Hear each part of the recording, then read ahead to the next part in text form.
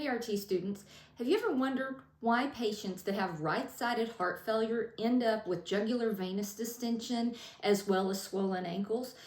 Well, it all really comes down to one thing. The right side of the heart fails, blood can't move forward, and it backs up backwards, okay? So let's break this down, and I'm gonna show you why you are seeing some of the things at bedside during patient assessment, like jugular venous distension and pedal edema, okay?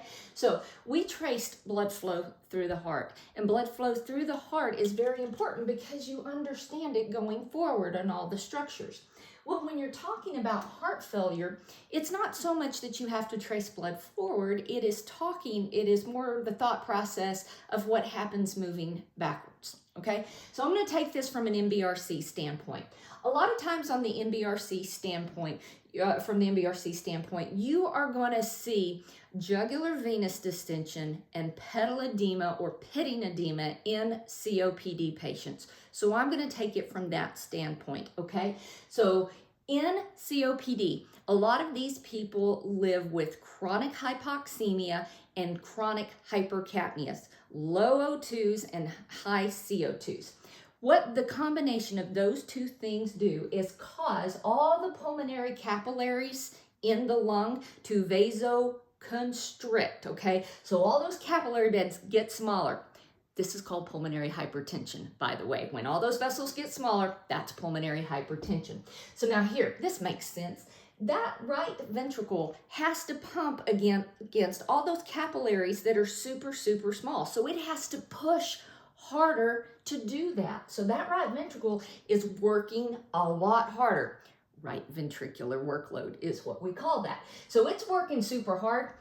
We weren't made for the right ventricle to take on that workload. And you know what? It will eventually fail. Right-sided heart failure. This that I'm explaining to you is called Cor Pulmonale, okay? So in Cor Pulmonale, we have pulmonary vasoconstriction leading to increased right ventricular workload. The right ventricle fails, and now it can't pump blood away from the heart. All it does is build up blood into the right ventricle. When the right ventricle fills up with blood, it has to spill over into the right atrium. When the right atrium fills up with blood, it pours over into the superior and inferior vena cava. Okay, now your jugular vein is hooked up to that superior vena cava. Okay, and so the blood backs up into the jugular vein, which is why you see jugular venous distension, and then it continues backing up on the whole venous system. So when you get to the gravity dependent areas, there's a backup of blood there, and that pressure causes fluid to leak out of the vessels into the interstitial spaces. Okay, interstitial spaces are just the spaces that are directly below the skin. Okay, if we're talking about the lower extremities. And so that person gets very swollen, right? Pedal edema or pitting edema. So that's right-sided heart failure. Blood moving backwards because it can't go forwards. Okay, so it backs up into the system, because it can't get pumped to the lungs.